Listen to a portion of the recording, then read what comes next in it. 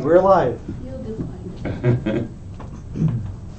Okay, I'd like to welcome everybody to the meeting tonight.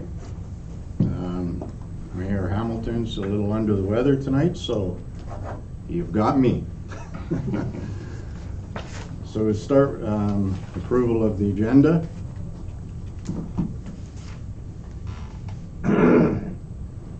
Is there any disclosures of interest tonight?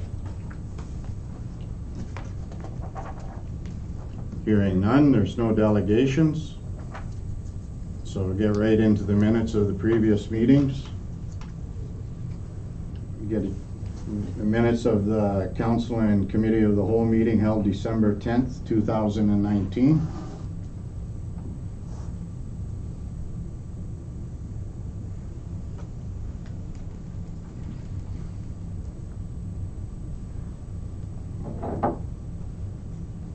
Resolution 3-20, moved by Councillor Stefuric, seconded by Councillor Kraus, that the minutes of the Council and Committee of the Whole meeting held December 10th, 2019 be accepted and circulated.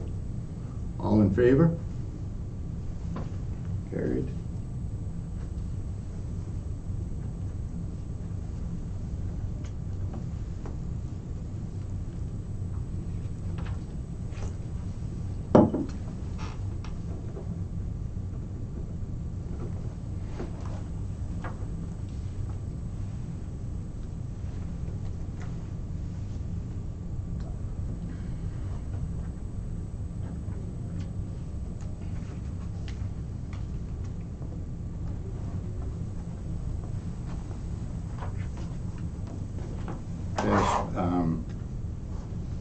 Minutes of the special council meeting held December 13th, 2019.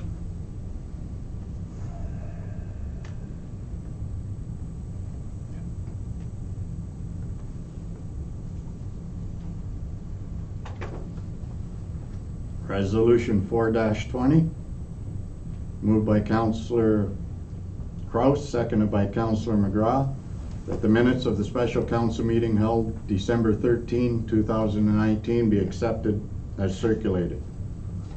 All in favor? Carried.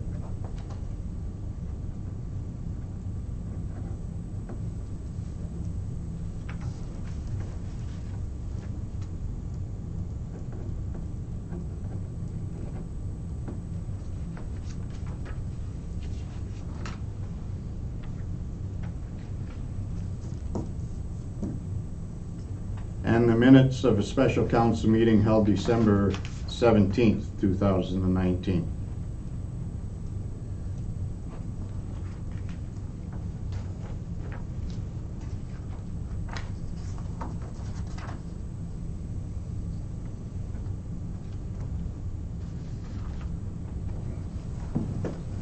Resolution 5-20, moved by Councillor Kraus, seconded by Councillor Stefuric, that the minutes of the special council meeting held December 17th, 2019 be accepted as circulated. All those in favor? Carried.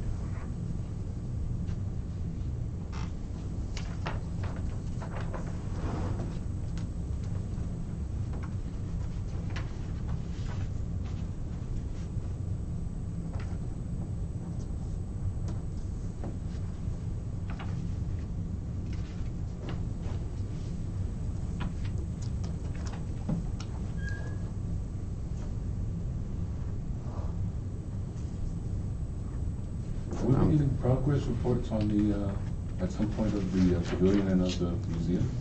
Is that coming up soon? They've been at a bit of a standpoint in terms of the construction. I think they're waiting for spring weather to come along. Roadside, yeah. Okay, business arising from the minutes. Yeah, I jumped the gun there, I should have asked you, that was what I meant there. Committee of the Whole recommendations. Move resolution 6-20, moved by Councillor McGrath, seconded by Councillor Kraus, that the Council of the Township of Schreiber support the resolution for the Township of Greater Madawaska with respect to support for ministers to allow electronic delegation. All those in favor? Carried.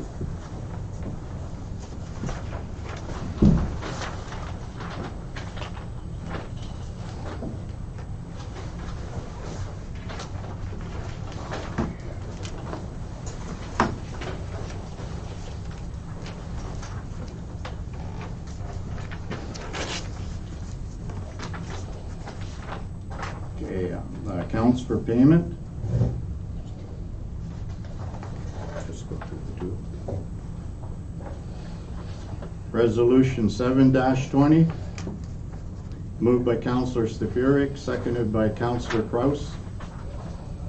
The checks issued in the general bank account in the month of December 2019 in the amount of $375,756.83 for general accounts payable be approved and ratified. All those in favor? Carried.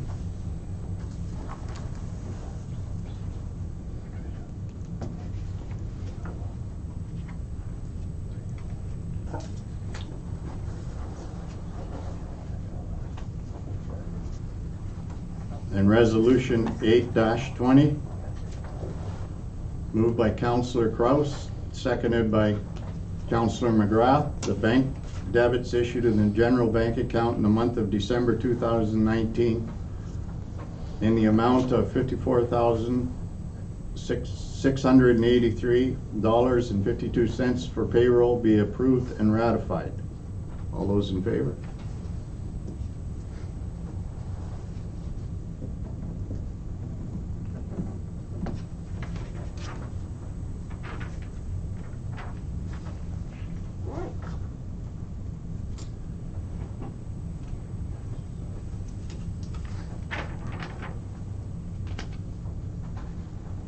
Okay, move on to other business.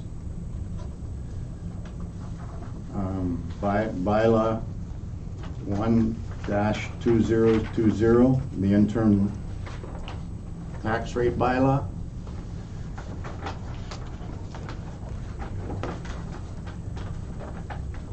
Resolution 9-20.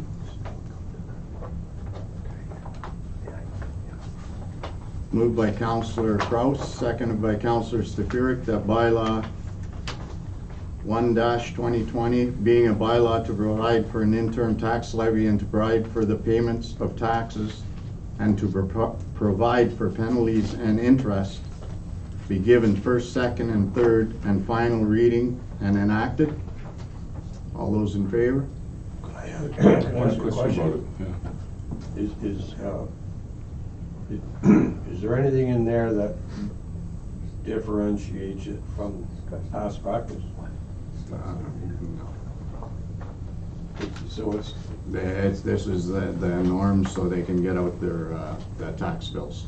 and you kind of have to do this annually.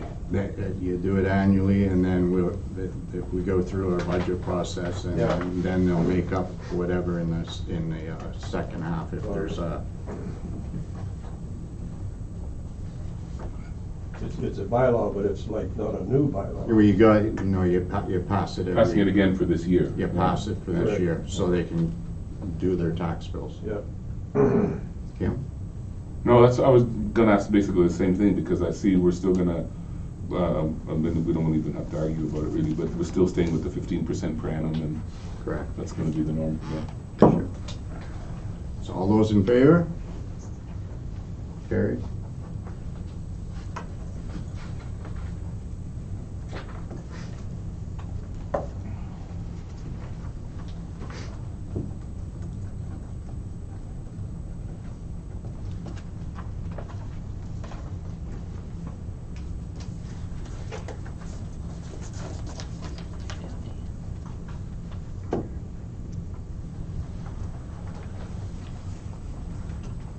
Moving to the committee of the whole department reports and committee board minutes.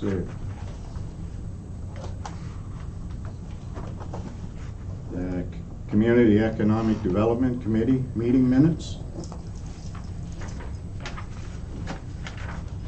I wanted to ask about the community mapping project thing. I don't know if I have all the information on that. I'm trying to figure out where it was now. Could speak to that a bit, and either Dan or Mooney, since you sit in the committee, can follow up if I don't cover it, if it's changed. But the whole idea is about getting some sort of hard copy map that we would be able to distribute to businesses and restaurants throughout the community. So this is something that, for instance, Terrace Bay has, and I think we were discussing about getting a similar template just like that for ourselves. This would be similar to a folder that's available at businesses or something that you would pull out or Exactly. something like that. And you can keep it as a brochure, or you can have it as just a map that's just laid out like that. But it would have, like, on one side it would have all, just a map of the community, and then identifying key locations for people to visit, whatever attractions, restaurants, businesses. And then on the other side, you would have like the list of categorizing those community assets that people could visit. And businesses will be involved in that as well? Yeah, we could put in businesses, certainly. No, I mean, their input would be involved, because I know Mark at the gas station was talking about something very Oh, similar. yeah, the idea, he was involved, he came Yeah. to a meeting for the Economic Development Committee and shared his information on that, Yeah, so. because that's when I first saw that, it reminded me of a talk I had with him. And that's something that he has done in the past, is give information to people that are coming into town. Yeah. Like verbal information, or he could draw a map, but And now you'll have something. now you have something to hand out. Yeah. You know, here you go, this is something that'll work for anybody that's outside visiting the community, that they will understand and be able to make their way around on their own. That's the whole idea. And number 4, is there anything to talk about that, or is that coming up later anyways? Number 4 for the downtown revitalization project. Discovery Center. Oh, okay. This is updates, but I didn't see.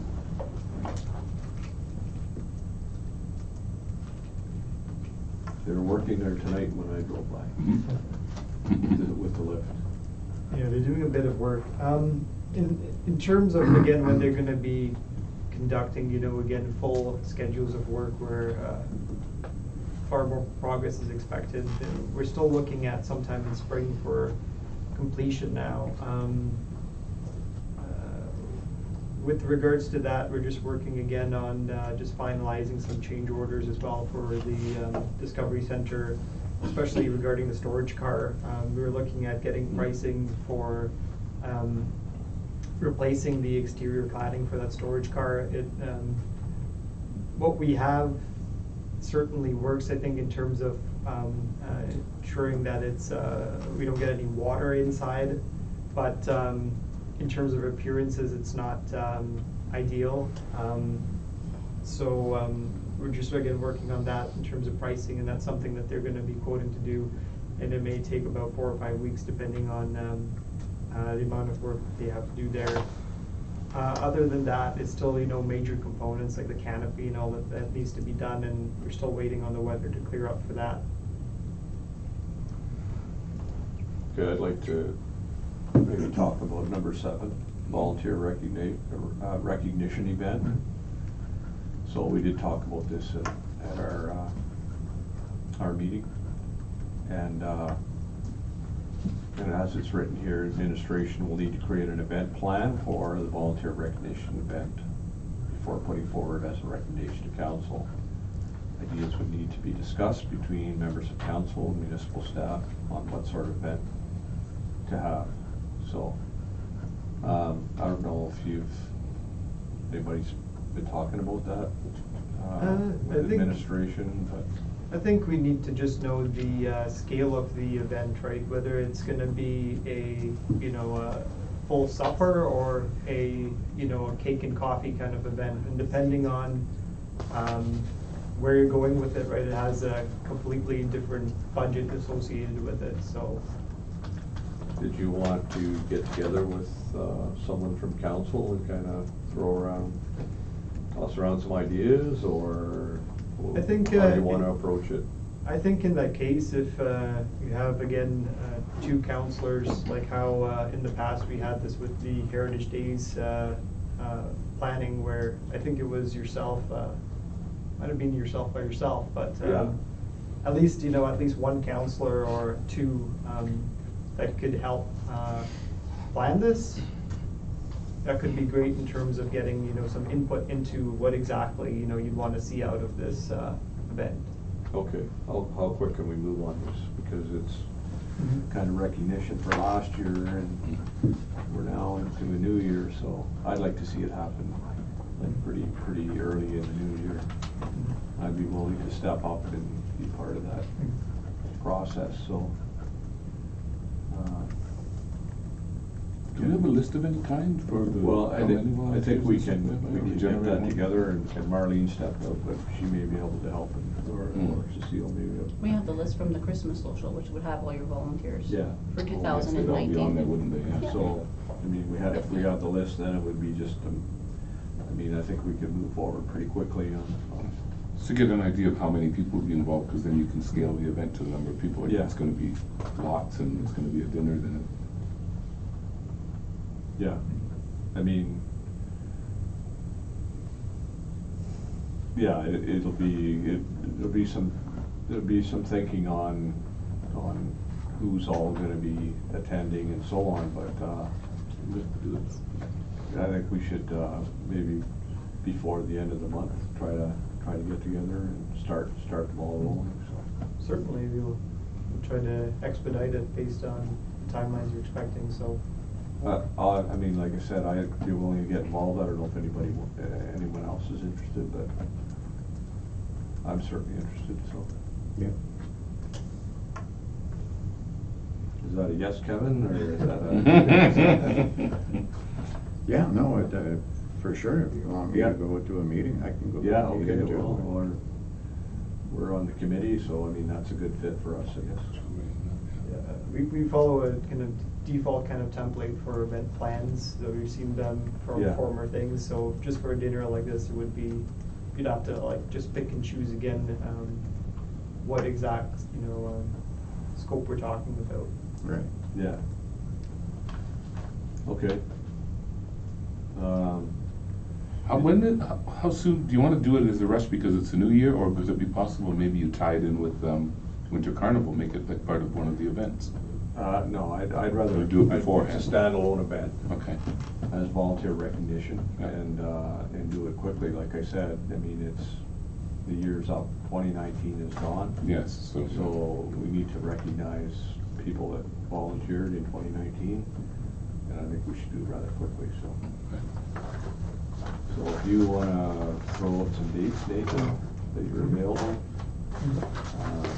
I mean, we're gonna be away next week, so. 4 days, Probably 5 not, days, next yeah. week's not a good week for me, or any of us, Not really, no. so. I'll coordinate this with Evan and Dominic Okay, as well. perfect. Yep. Now, the other one that I see here is, the local business meet and greets.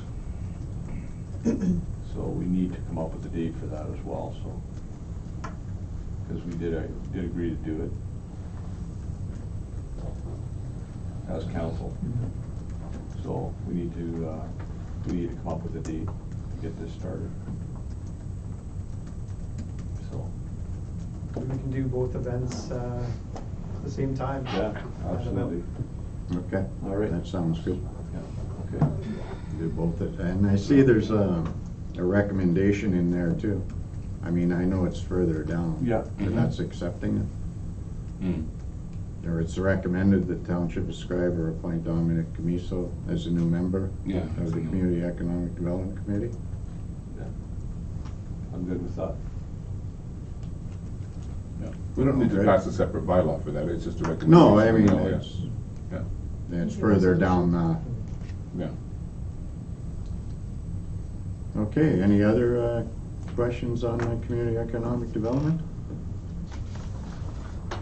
Hearing none, we'll move on to the Schreiber Senior Center Committee meeting minutes.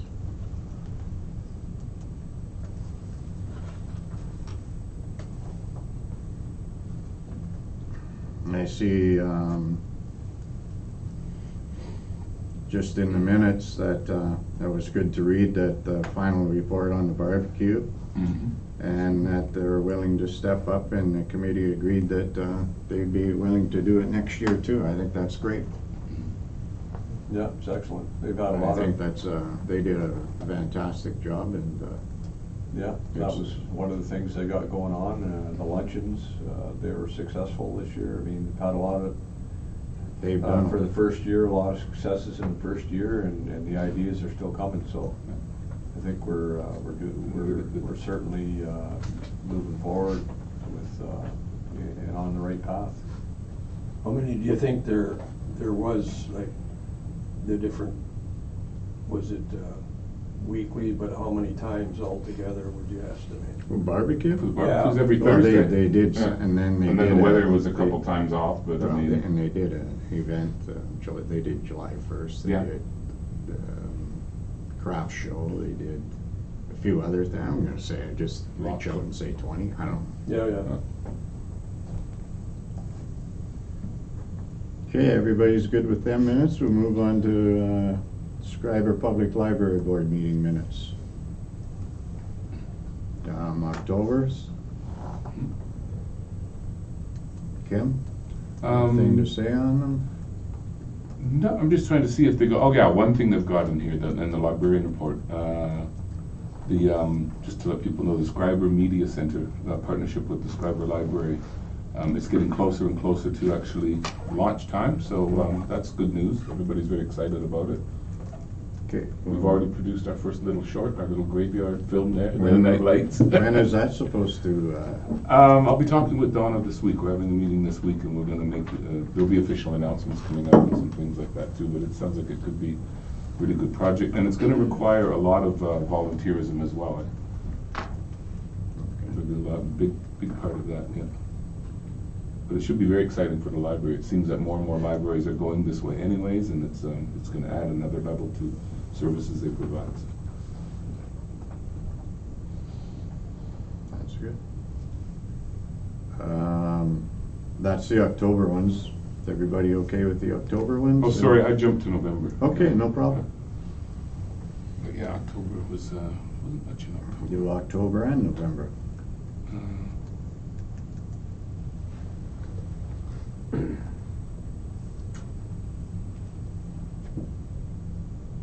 to check on something else here. Library League, I need a consultant.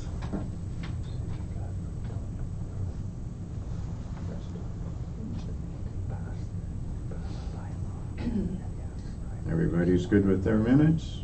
Move on to number 4, Recreation Programmer Report. And this is the disposal of assets, Recreation Complex Kitchen.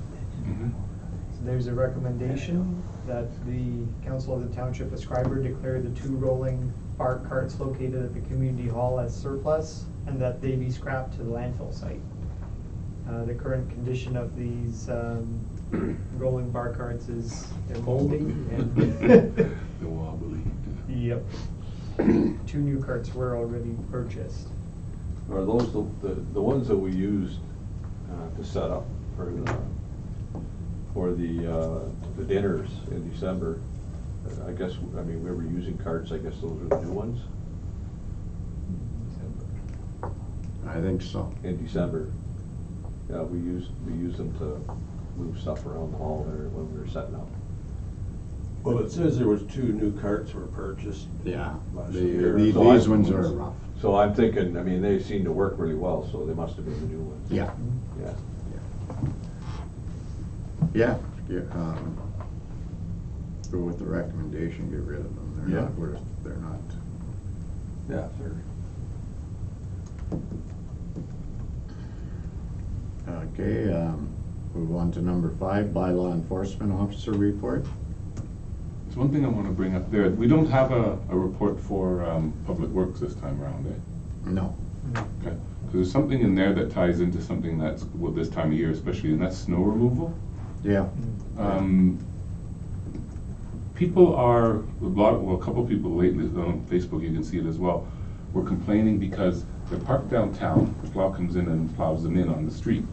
But yet we have a funny bylaw that says you can't park on the roads from 11, is it 11 at night to 5 in the morning? What's the exact hours that can? I believe it's 1 in the morning or 2 in the morning till 7 in the Yeah, morning. now that bylaw was passed with the assumption that somebody would be out at night, so you want the roads cleared and no cars on it. So after that time, people go out and they park their cars. Then what happens is the guys come out and they plow. So everybody gets either stuck in or Right. plowed in, which makes me question, why do we have a bylaw that covers middle of the night for not parking your car on the road if nobody's out plowing? But you're still not supposed to be in the way of snow removal. No, but there's no snow removal going on at night, is what I mean. Wouldn't No, wouldn't I- you I- think the bylaw was laid out so that if you can't have your vehicle on the street between 2 and 7 in the morning, most likely it won't be there at 7:30 when the plow starts running around? No, I was always thinking that because it's a specific time of 5 hours, they want you off the road so they can go through and plow.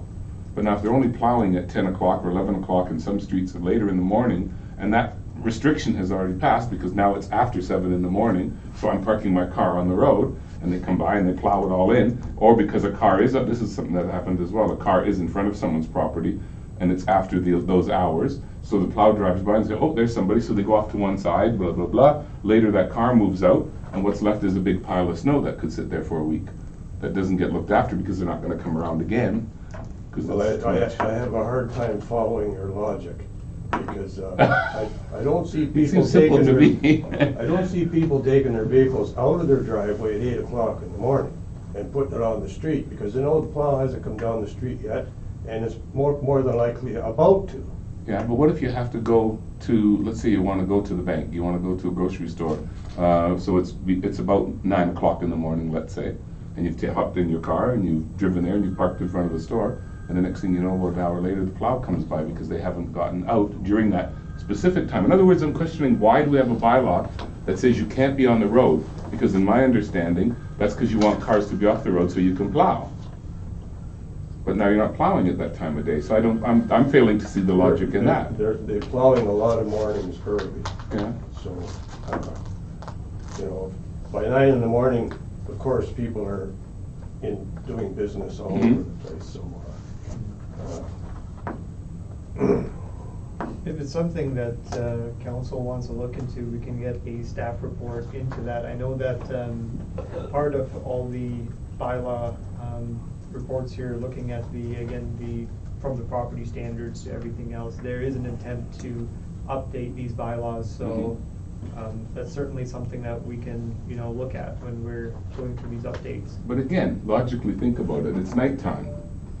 And why do you want your car off the road if nobody's, why you want your car off the road is so that somebody can plow. You don't want a car on the road so that they can plow. Would that be the right time for them to plow? I've been following them. Well, see, posts that's too. the problem because of the weather, I'm right? thinking we should everybody move to Hawaii and not forget about the snow. No, but it's about the weather too, because sometimes they don't go out first thing in the morning because they're expecting, lots, like a couple of times, they couldn't go out at 8 in the morning because what'd be the point? At noon it'd be all filled in again. I would think they You didn't go out understand today that. in the morning because it was still storming snowing, time. yeah. I think they made 100% call today and whenever Yeah, they going went out out. later. And unfortunately, there was a few vehicles that got In the weather. plowed in a little bit. Mhm. I mean, unfortunately, if they would have not gone out this afternoon and waited for tonight, they would have been plastered all over Facebook that they waited for OT. Mhm. And so it's hard.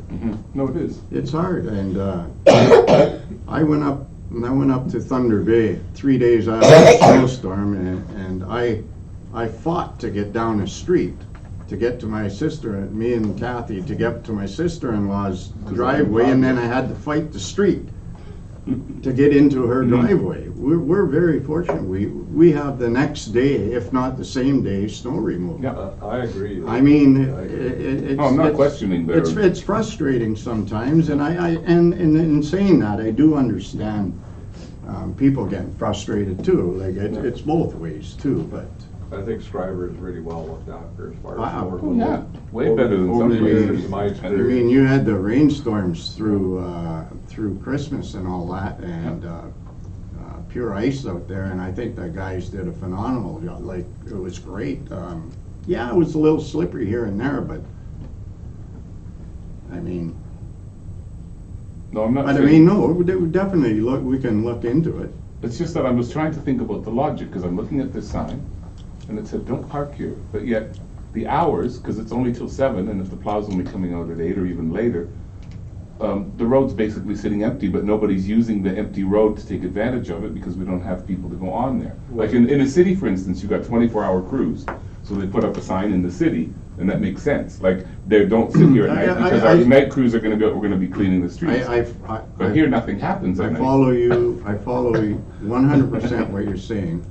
But I'm gonna tell you, when I was foreman, actually when Paul was foreman, we'd go out at 4 o'clock in the morning, and we'd do our plowing and all that. We ran into, not run into, but we've encountered parked cars at that point in time. Yeah, and you want them Even off the if we road. didn't, we'd see, we hear around town that, oh my God, they went out and there was only 4 inches of snow. They better get a policy.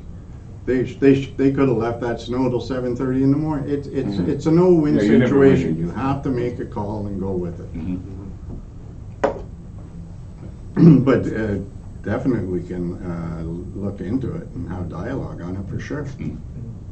That is something we were discussing, again, the hours and all. It's part of the whole update that we're looking at, again, for these policies, so. No, it's tough, because like I said, in the city, it's 24 hours, and you want the cars off the road at night so they can do their work when it's the least inconvenient for most people. But then, of course, you can't never predict a storm. If it's gonna start snowing at 4 in the morning, and by 8 o'clock you got a foot of snow, and someone's parked outside of the bank or whatever, they're bound to get plowed in. That's just the way it is, but I don't know how you would get around that. Ban everybody off the road until the plowing is finished, but you can't do that. No, it's hard sometimes, Yeah. even in a little town. Yeah.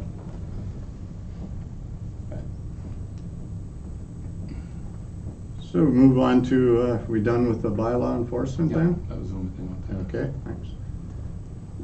Number 6, Schreiber Senior Center report. December's.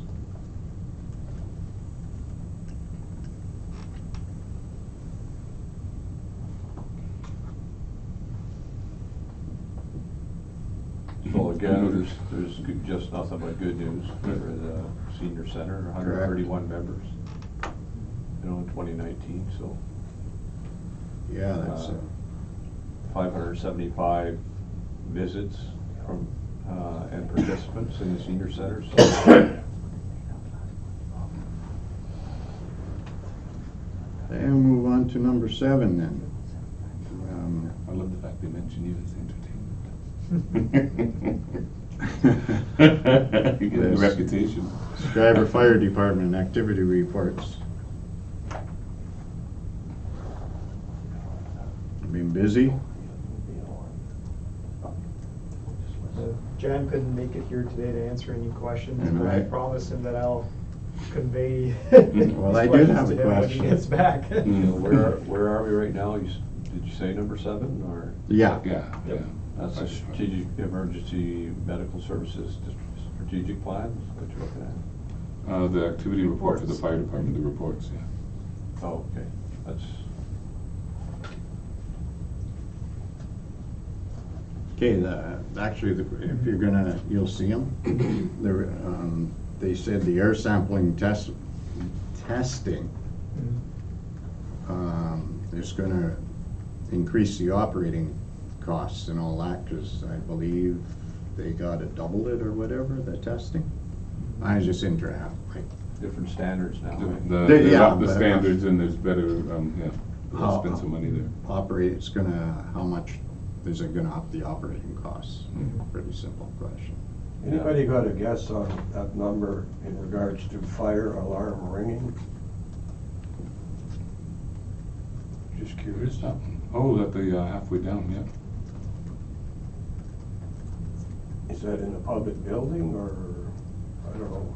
False alarm. False alarms, I guess. Yeah, I know he's talked about that in the past, false alarms, they have to respond. And then people get fined for that if it's Yeah.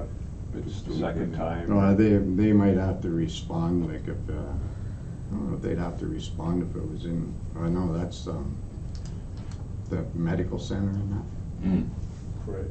I don't think they have to respond there, I think just the OPP. 911 you're talking?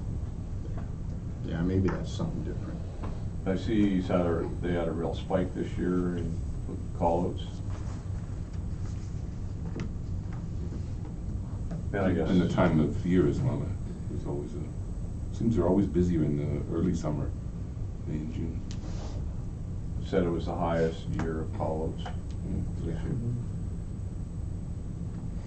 The other thing they mentioned here is membership. How are we as a town gonna try and attract more volunteers for firefighters? Because does that onus fall strictly on the fire department to be able to attract volunteers, or is this something that the town can get involved in, or should be involved in too?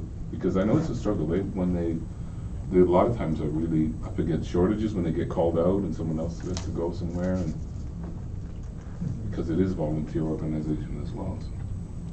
Yeah, well, I mean, follow along a little bit on Facebook. Like Terrace Bay and Schreiber both put out advertisements or anything. I'm not quite sure if they go to the high school or not to try and recruit some of the people or not. I'm not sure. And that could be a possibility if they don't. Yeah.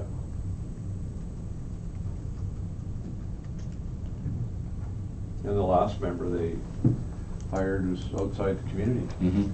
So, well, that's a good thing. You know, like, somebody from outside the community wants to get involved, That's a Terrace Bay, eh? Yeah. what's that? Terrace Bay person? No, Oh, that's White sand. White Sand. White Sand. Right. yeah, so, if, Right.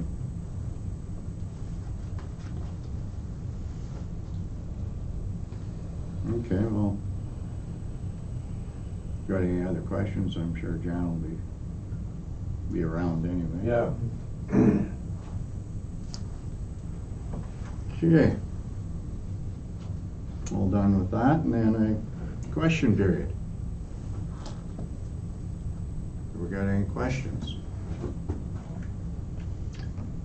I have a question. Okay. Mr. Figlemeni had requested a meeting for a couple times now, and I still haven't heard anything about when is this meeting going to take place. Oh, he's coming in for a delegation on our next meeting, so that's scheduled for our next meeting on the 28th.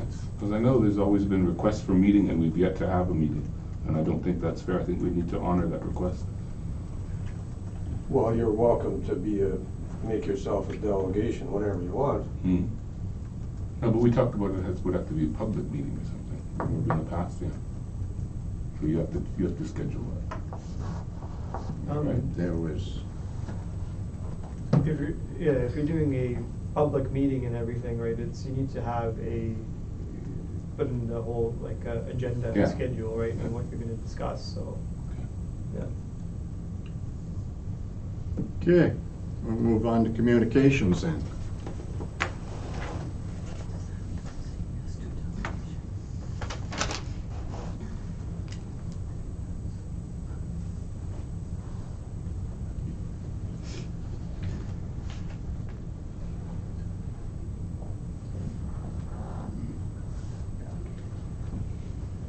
Definitely want to talk, number 11.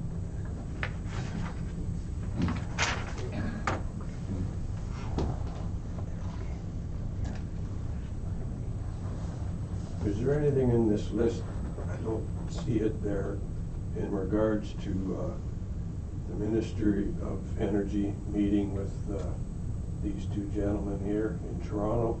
We got confirmation of a meeting, but. With the Ministry of Energy. yeah, that's So, Rickford. so what information, I don't know if I should be bringing this up now or not, but Yeah. what information should they take with them in regards to what it's all about? With that, who was at the previous meeting in Toronto? I was there. And Jim was there. Dave? At Toronto. The minister In of Ottawa. That was in No, Ottawa. with the company, Dan. This, Oxford? right, Oxford. Oxford? Oh, yeah, We were in Ottawa with him, with Bill. yeah, we met with, with the Ministry of Energy. That's right. And it was Rick Yep. Wood's assistant, so we want to have a follow-up on that to find out what they're going to tell us. Yeah, pretty much it will be, we can have an opportunity for a follow-up. I'll be coordinating with, meeting time with Bill, so you'll have an Yeah. opportunity to, come down and discuss that. And we'll find a way to tie it into the topic we're discussing, right, the, hydro pole Yeah, replacements and that's the other thing, yeah. potential funding for this, conversion for, fiber optic cable, so. Right. And we don't have any discussions with them as far as hydro rates, do we? Because the Ministry of Energy, but they don't actually set the rates. Doesn't Hydro One do that as as their own private company? Again, it's, the province has, quite substantial, means of intervention in all these matters. So, I mean, they are, again, a large shareholder with Hydro One, so, certainly that's something that it would be good to discuss. Because we had a premier who ran on the basis of reducing costs of electricity to consumers and stuff, and about 6 months into his run, everything's gone up 15%. So it's like, where's the promise there? And how do you get away with stuff like that? We got to keep them and to let them know that That's your two main things, so your Oxford well, that was power and the poles. and continue on with the project that started X number of years. Yep. Yeah. I've also been in touch with Hydro with that too, so. Yeah. They're aware of it, so. Okay. Will you have all the information you need by Friday? Yep, For this? I'll have to collect it. I'm gonna go take some pictures of the hydro poles and everything as well, and it's a fairly short meeting, it's, 15 minutes, like they normally always are. 15, 20 minutes, Yeah. that's it. Yeah. It goes by quick. Yep. And if, yeah, They like to, the way that the person who was coordinating this with me said, it's essentially speed dating. Oh, The yeah, well, ministry. we went to the last one, and you sit down, Yep. blah, blah, blah, blah, blah, smiles, handshakes, goodbye, and Yep. out the door, and it's like, well, that ain't gonna go anywhere, but you've gotta do it anyway. speaking of that, we did get a response from our meeting with the Ministry of Natural Resources Yeah. and Forestry. We did get a response, that's number 2. Yeah. The vote has been passed on to, Someone else. or it was advising us to contact the Nipissing District Manager. Oh. So, that's where we're at with that, but just as a follow-up, when I read that letter, I thought, well, we're working in the background as counselors from Terrace Bay, Schreiber, and Greenstone, working with the Kenogami Forest Group and addressing this issue, so, I mean, we're working on that, so Chris McGee, the district manager, he attends all meetings that we've been at, so he's well aware of where we're at, so we'll move forward on that. Okay, I think we gotta have some dialogue on number 11. Yeah, for sure. Well, how does that differentiate from the volunteer that we discussed already? Like volunteers? Well, maybe, Yeah, that's more recognition for past, For a historical event. Yeah. Well, okay, this one relates to one particular individual. Yeah, it's right? about We recognizing talked about- Jerry's dedication Yeah. to all he's done for the community, which is different than Citizen of the Year or Senior of the Year, I guess, Yeah. because, Right. yeah, it's a lifetime achievement almost thing, really, I would say. well, this is for, I mean, it was pretty much for a singular Yeah. Yeah. effort on his part, so We just need to come up with some way of recognizing. I agree. Yeah. I agree that it's. I mean, sure, we all agree, but, Yeah. what can we do about it? You know, like- Yeah. well, Yeah. What are our options? How do we recognize? In terms of this, it ties into a lot about the heritage. So again, we have two main events where, again, Winter Carnival and Heritage Days, and potentially we could include this in our Heritage Days brochure if we want to make a reference to it. I mean, we certainly put in stories and that, and it's distributed throughout the town. The only thing is, it's right, we should have a meeting with I don't know if there's still this Heritage Committee or Schreiber. Recreation and Festivals Committee. Recreation and Festivals. I don't know if there was this, there used to be. There was a Heritage Committee, and it was part of also what the library was doing, wasn't it? They were tying in with. It wasn't an official committee of the township, though. Oh, it wasn't the Township Committee, yeah. The main thing Wow. is, you'd want to verify this whole story and all, you know, just again, get a consolidated kind of reference as to what happened and all. Yeah. It's not to say again that any of this is not true, you just want to make sure that before you publicize it anyway, that Yeah. It's pretty much. you got the right story. It's pretty much bang on. Yeah, you could have some kind of little ceremony or something during Heritage Days. Mhm. You know, take some time and Mhm. have an event, specific event for that, and have a ceremony Yep. and. A tree plaque And you Yeah, could, with the name of. yeah, Yeah, you know. yeah, it's to honor, to show Yeah. his thing, yeah. And a presentation and the whole. Yeah. Yeah, that's Yeah. actually a good idea, tree plaque. Sure, yeah, you know, It's something that everybody can see then too. Yeah, yeah. because it's a big thing in our community, yeah, you know.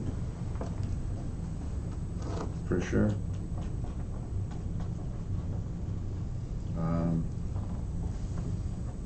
So how do you wanna go about that then?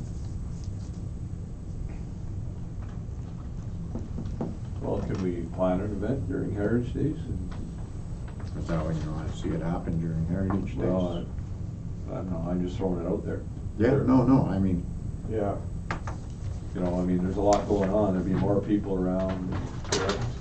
yeah, you know, it'd be. this year is gonna be, The request is for recognition, so there are more people that understand that Mhm. recognition is provided and why and so on, and the better, as far as I'm concerned, so. I mean,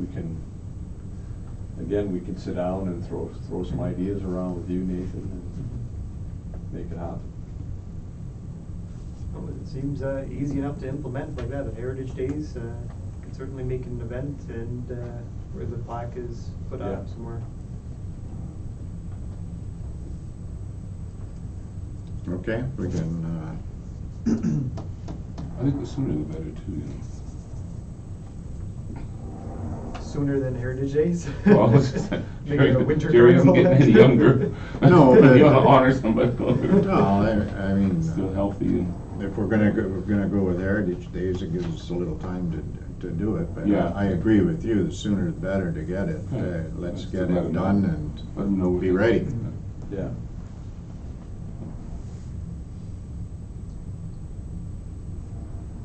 What was number 3? Number 3.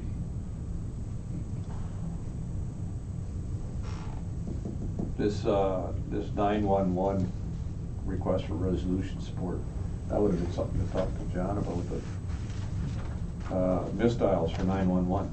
And I know from talking to our OPP sergeant here, commander here at Schreiber, that, I mean, every time there's a 911 call, they have to respond. And this kind of outlines what, you know, there is a cost Mhm. to responding to. Mhm. Like, how do you actually misdial 911? Like And- how does anybody understand how people call 911 by mistake? Well, you know what happened to Possibly. someone I know recently? Yeah. This was an interesting story.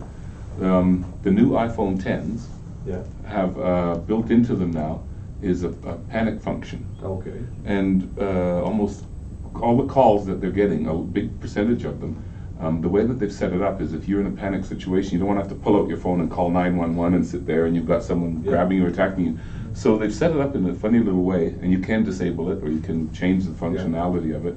But the default for it when you get the iPhone 10s is you literally put your hand in your pocket and you touch the phone at a certain point and it triggers a phone call to 911. You don't Right. even have to have the alarm. And it's happened to a few people that I know, and the cops walked in and they said, "Oh, do you have an iPhone 10?" And that was exactly Yeah. what happened, because they weren't aware that that functionality was in the new device and it hadn't been disabled. So it's very easy, you kind of just grab it a certain way Yeah. and it goes. And I think there was a spike around that same time, because the cops were aware of it. They Okay. actually asked you, what So- phone do you have? And Yeah, that's part of this resolution. It's saying that the problem is that these new devices are Yeah. coming out here and that's what they want to lobby against the telecommunications and Yeah. these manufacturers to make sure that whatever system they put into place is something that makes sense where Mhm. it doesn't accidentally call Yeah. 911 and then burden taxpayers Yeah. with. And we know that it's affecting our Yeah. community, so I would suggest that we support the resolution.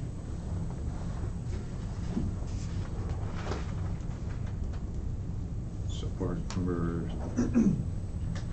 17. Number Town. 17. that was at the bottom there. Okay. And number 3, they're talking about a survey, but I don't see anything attached. Where do we find that survey? For the MCCSS? Ministry of Community, Children, Community Social Services. There's no survey ever attached to it or something, but they don't even make a reference to where we can find the thing. Yeah, you can check their website. I can certainly do that to see if it's being submitted there. And they've also put in the contact information in there if you want to submit a written submission. Mhm. So, and they said it could be in any comments or anything to that Okay. email address. Because they talk about respond to the survey, but blah, blah, blah, but what survey? Yeah. Yeah, that's a question we can put into the address. Exactly. Well, it says it's being posted in January 2020, so it probably wasn't available at the time that Yeah. because the letter's dated December 16th. Oh, when it's posted, okay, yeah. Yeah, it's being posted in January. Okay, well, it's January now, but I just didn't know about a date, that's also, Mhm. Yeah, the letter was written back in December, so. okay. That makes sense then.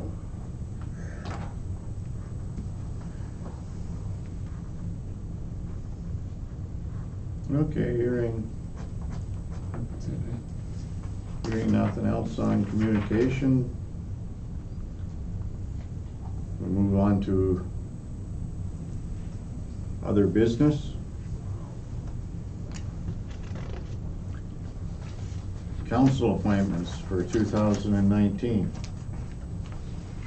or 2020. 2020. 2020. The mayor's not here, so. Mhm. But it does say appointments are due 19.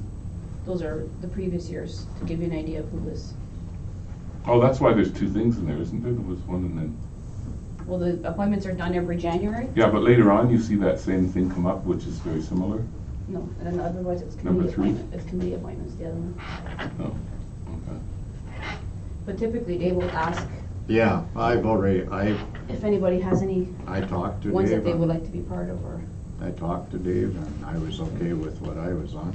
It's basically the same as what we already have, right? Yeah. Right, that is exactly what you have. Yeah. That's 2019 you're 19, looking at. that's what I mean, yeah. yeah, I'm okay with what I'm on, I mean, I'm just getting started, so. Yeah. yeah, Another year exactly. with- another I year with feel her. the same way. Yeah. I'm Doug? good, I'm good. We're all good? Yeah.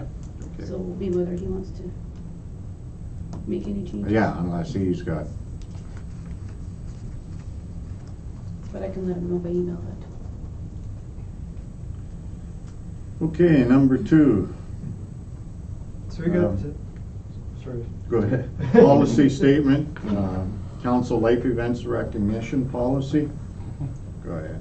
So we got 2 things going here. We'll start with the 90th birthday commemorative certificate request. So a certain gentleman from Thornhill, Ontario was born in Schreiber 90 years ago on Feb 19th, and his family would like to know if the township could provide him with a commemorative certificate to honor his 90th birthday.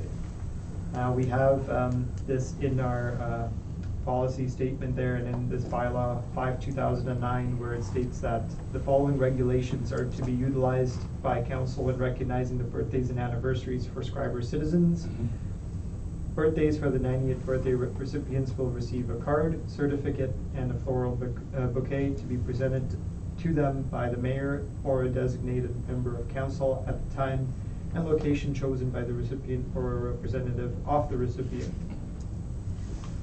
So in this case, this gentleman is not a resident of Schreiber and has not been a resident for quite some time. So staff would need some sort of direction or authorization to act outside of this council life events recognition policy to submit this certificate, this request. Does he not have family here still? I don't believe so. Because I'm looking at the name and I go, well, I know that name, but is it related to? I mean, if he's 90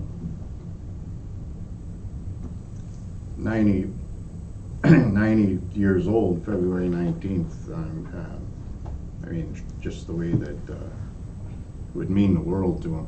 Yeah, it sounds like. I mean, It's a big thing. we can step outside of the,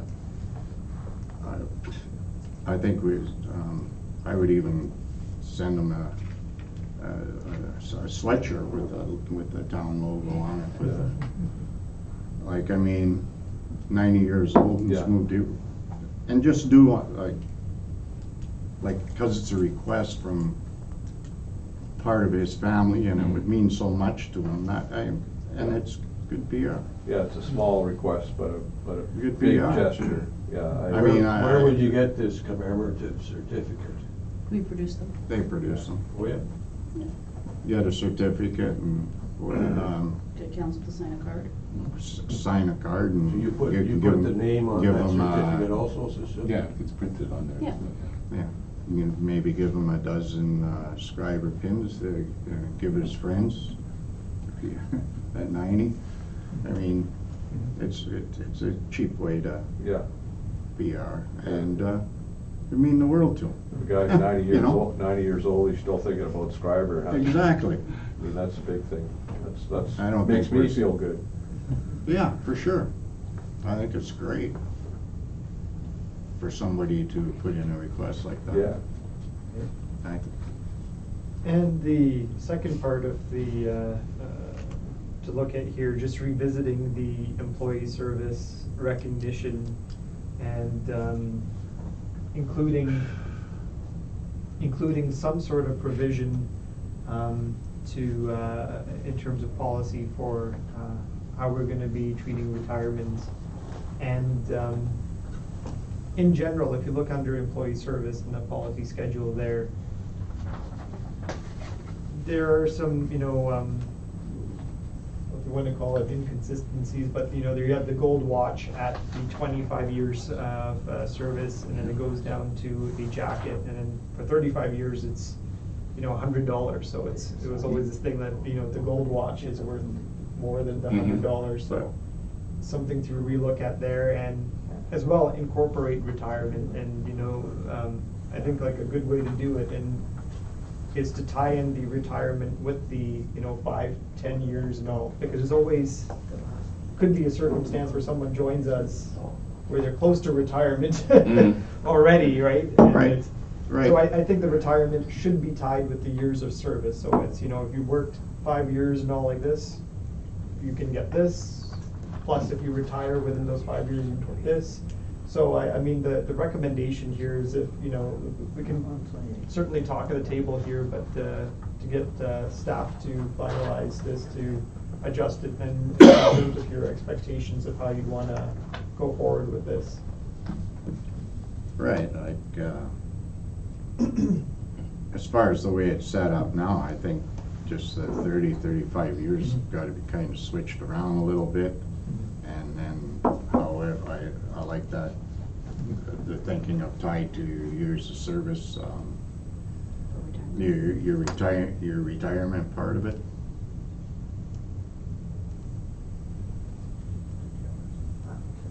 So you'll come up with some options then?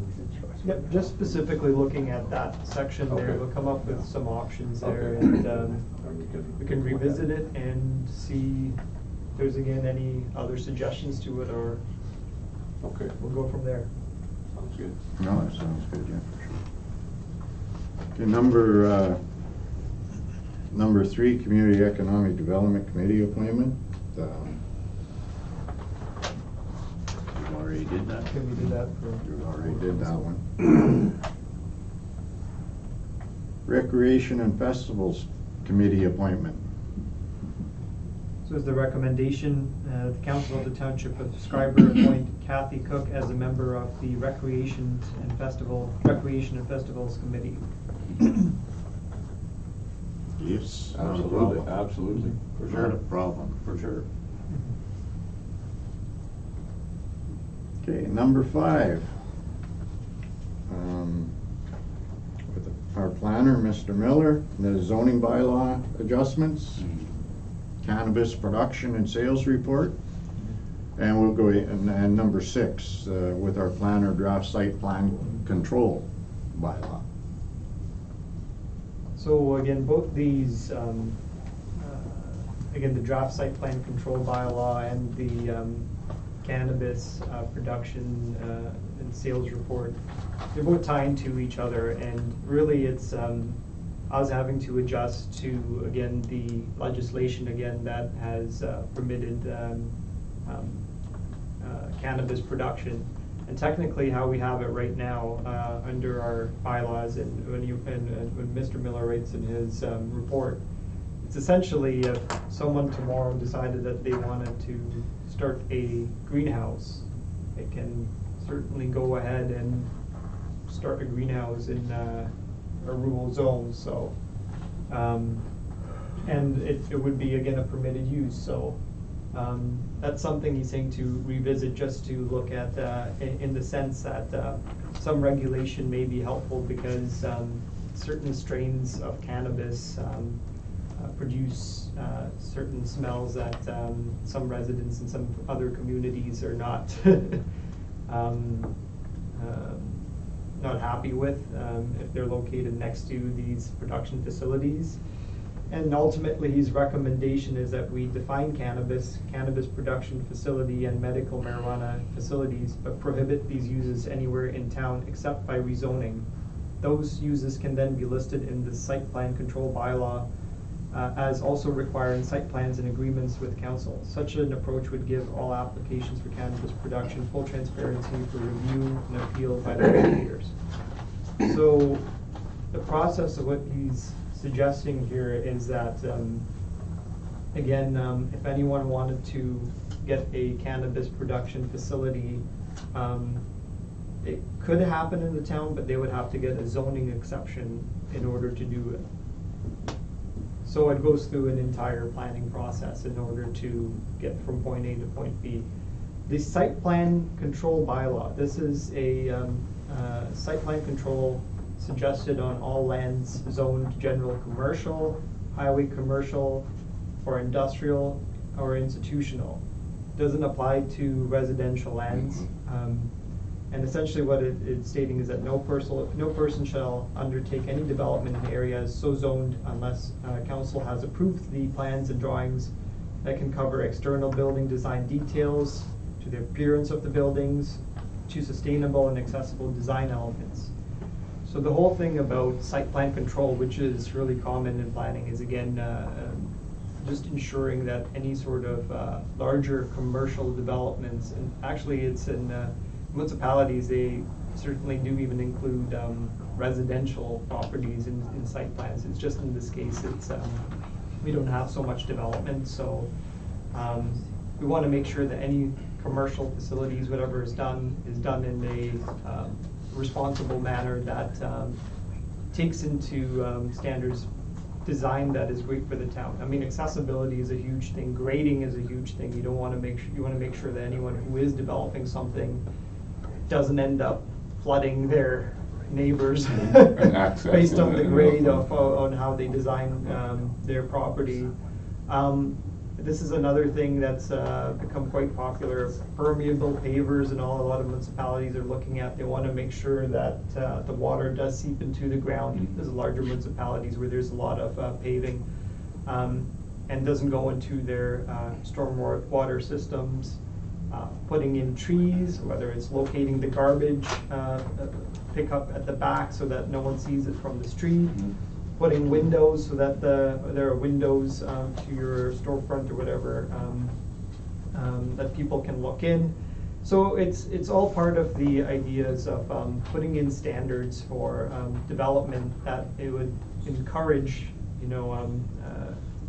best environmental standards, best standards for economic sustainability, and then also standards for environmental sustainability. But it gives us the opportunity to see and gives us that flexibility to make an agreement with any sort of development in the town to meet that middle ground. And it's of course, when you get any sort of business that's developing, it's finding that balance again with the developer. You don't want to put in so many conditions or red tape that you would deter that kind of business. But this is again and it ties into the cannabis production facility where we would have some control to say, okay, if you're opening up this cannabis production facility, this is what we want in terms of requirements for us in terms of for site planning and all.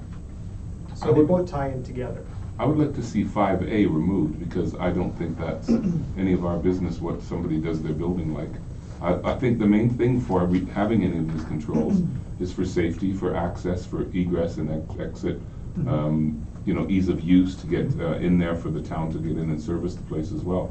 But I don't think we should have any say in what your building looks like, and especially character scale, finish, color, and appearance. I mean, we should have no say in that. That shouldn't even be in there as far as I'm concerned. It has nothing to do with safety, and has nothing to do with anything else. Certainly a part of this process is council that's going to be approving the site plan. Yeah, but if I read this kind of a document, I think that 5A shouldn't even be in there, because now we're telling people how they can build their building to use this I event. believe that may be in the Planning Act, but certainly all the controls of what permissions you do have to control, it's all there in the Planning Act. So. Because you end up like these planned communities where you got a real homogeneous design and everything is dull and boring and has no character, and I think, why should we limit ourselves to that? And it certainly, again, it's not to say that you want to go into looking at every single detail about again the exterior and all. It's the option is there, and certainly, I mean, like I was saying again, for someone who wants to develop something, you don't want to nitpick every single detail, because it's gonna it's gonna be a lot of red tape for them to get their project completed, right? They want a straightforward process. This is again more in the case where building exteriors and all this is again, I think, more in the case of again suggestions from some larger municipalities on having windows, and windows is a big thing. You get some developments where they don't want to put any windows on the property at all, and what that happens and what it does is it really limits customer and pedestrian interaction. So you may get someone who develops something, and ultimately, though, if it's your point of view, right, that it's if as long as it meets building code and everything else, it's none of our business. That's certainly something that you can look into. Ultimately, it's going to be council that has all the say in how the site plan is controlled. But yes, absolutely, you want to focus on matters of accessibility, health and safety. Those kinds of things make perfect sense. Like all of everything in 4 makes perfect sense. But when you get to 5, it's like, well, no. But to be fair, with any of these site planning applications, they would be able to appeal if, supposing you denied a site planning application on the basis of, its external designs and all. They could certainly appeal that to the local planning tribunal. So again, that's just put in there to say that you have like this broad range of factors you can look at in a certain development, and the thing is, you never know what's going to be developed, right? And this gives you that flexibility to say if something is not in the public interest, there's an opportunity to intervene in that circumstance. So it's very flexible. Yes, So like that's it's very flexible, and that's the thing that I get back to is I could recommend, like, there is that flexibility to look at matters again that health and safety would be certainly paramount. Suggestions to again improve that facility so that it works on an economic perspective. It would be in successful location. Sometimes with site plans and all, the issue comes down to traffic control in there. Someone puts a parking lot where the exit comes close to an intersection, and it's maybe move that entrance further down. Common sense stuff. Common sense stuff, but you know, that all is part of the agreement that would be under a site plan, to have some sort of flexibility where you can meet the public interest along with the interests of the developer, and that's the thing, that's kind of the challenge that, you know, council would be in when looking at these situations. That being said, you know, it's, that being said, the whole thing for site plan control, is typically a good idea. I like how you were saying it, you don't wanna get into the nitty gritty, you know, small details, and nor can we. It doesn't cover anything on the interior of the building or anything like that. But sometimes I've heard suggestions, there are some municipalities that will even demand you put showers and washrooms in your building as part of getting that site plan approval, because they want people to get to work by bike. So they'll certainly try in certain municipalities, but like I said, we want to be open for business, so we want something straightforward, but just to have the ability, if something is glaringly wrong and not in the public interest, that we have an opportunity to intervene and work with that developer. Shouldn't be a lot of hurdles in our community. No, I don't think so. I don't foresee that.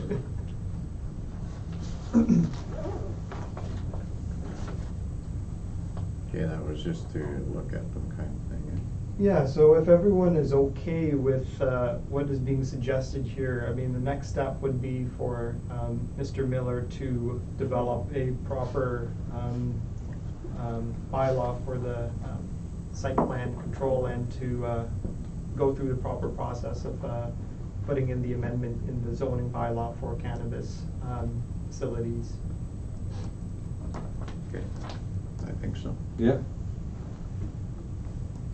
Okay. The draft committee of adjustment appointment bylaw. Let's see. That's the same as last year. Yeah, that's just formality. Yeah. I'll pass it now in the next meeting. Yep. Okay. And the Schreiber Accessibility Advisory Committee terms of reference. So, put this forward again as a possible new committee, which I strongly recommend, and it's part of, again, just as an employer, it's part of our compliance to have, again, accessibility plans, and certainly the province is even doing audits to check businesses if they're compliant with the AOD requirements. And part of that is they want to see some sort of interaction with members of the community who have a disability, so that they are able to assess and review accessibility plans. That is a requirement that they're looking for. So this was, again, just a suggestion to put in terms of a committee where we could get that feedback from members of our community who have a disability, so that they can share with us, again, what barriers we have in terms of the services we're providing. We can identify those barriers and then work together in terms of getting solutions to this. And then it would be, again, really helpful for accessible design when we're building anything new, and that's just, it's now just the expectations that the province wants to mandate as a norm, so. It's not only for us, our community members, but people that are visiting our community as well. Exactly, and there's all kinds of disabilities, right? So you want to have a diverse group of people that's in this committee, and not necessarily in terms of meetings, it's not something that necessarily has to be done, you know, many times a year, but you know, thinking like 2 or 4 times a year is still, you know, enough, as long as there's an opportunity to identify what barriers exist in terms of getting people with disabilities to access our services, and having an opportunity to get feedback on, you know, anything that we're designing, anything new buildings, anything like that, even our existing buildings, right? Of what we could improve. Probably the easiest and best way to get that feedback, you know, is through a committee like this, so. Yeah, I think it's a good idea.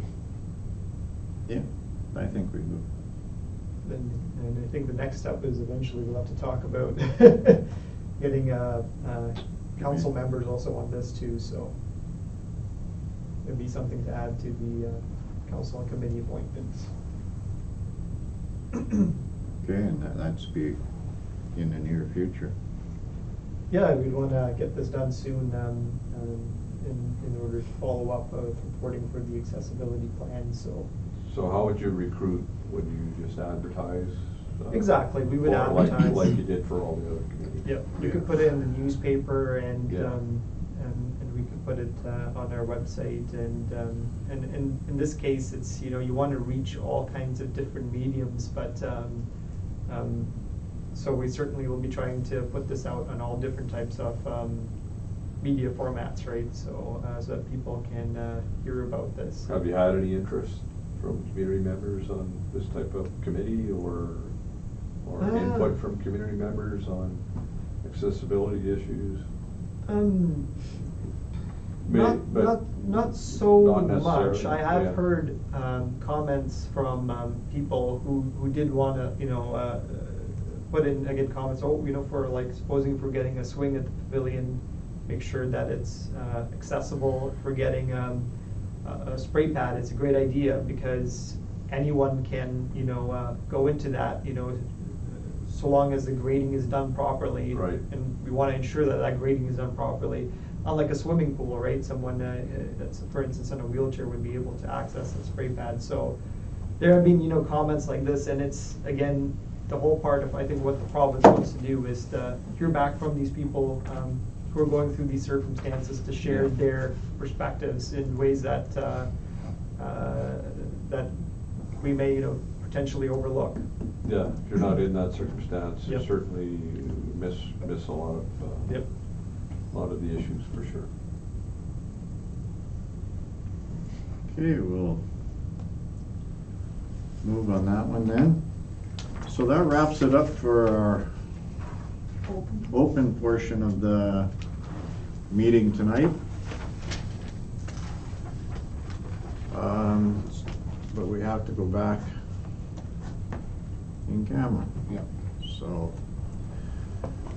Resolution 10-20, moved by Councillor Kraus, seconded by Councillor Stefurek, that the closed meeting resume at this time. Carried? All in favor? Carried.